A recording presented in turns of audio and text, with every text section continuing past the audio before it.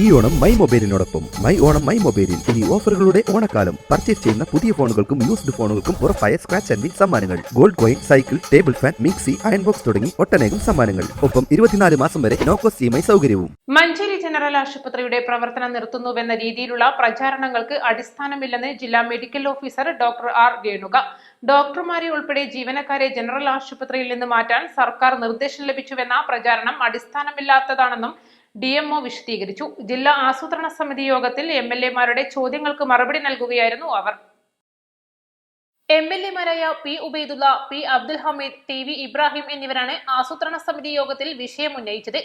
Nipah, mpox പോലുള്ള രോഗങ്ങൾ ജില്ലയിൽ റിപ്പോർട്ട് ചെയ്യുന്ന സാഹചര്യത്തിൽ ജാഗ്രത വേണമെന്നും ജനങ്ങൾക്കിടയിൽ ശക്തമായ ബോധവൽക്കരണ പ്രവർത്തനങ്ങൾ നടത്തണമെന്നും TV ഇബ്രാഹിം MLA പറഞ്ഞു. എംപോക്സ് പടരാതിരിക്കാൻ വിമാനത്താവളത്തിൽ പരിശോധനകൾ നടത്തണമെന്നും MLA പറഞ്ഞു.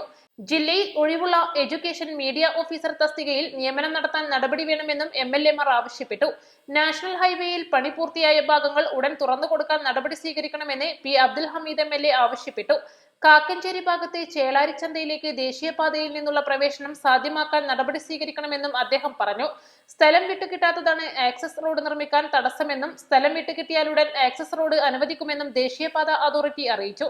തിരൂർ കടലുണ്ടി റോഡിൽ ടാറിംഗ് പ്രവൃത്തി ആരംഭിക്കുന്നതിന് മുൻപ് ജൽജീവൻ മിഷന്റെ പൈപ്പ് സ്ഥാപിക്കൽ പൂർത്തിയാക്കണമെന്നും MLA ആവശ്യപ്പെട്ടു.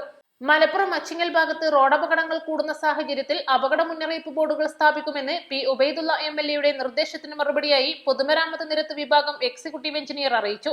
മാലിന്യമുക്തം നവകേരളം ക്യാമ്പയിനിന്റെ ഭാഗമായി ജില്ലയിലെ എല്ലാ സർക്കാർ ഓഫീസുകളിലുമുള്ള ഉപയോഗശൂന്യമായ വാഹനങ്ങളും പാഴ്വസ്തുക്കളും നീക്കം ചെയ്യുന്നതിനുള്ള നടപടികൾ ജില്ലാ കളക്ടറുടെ നേതൃത്വത്തിൽ അവലോകനം ചെയ്തു.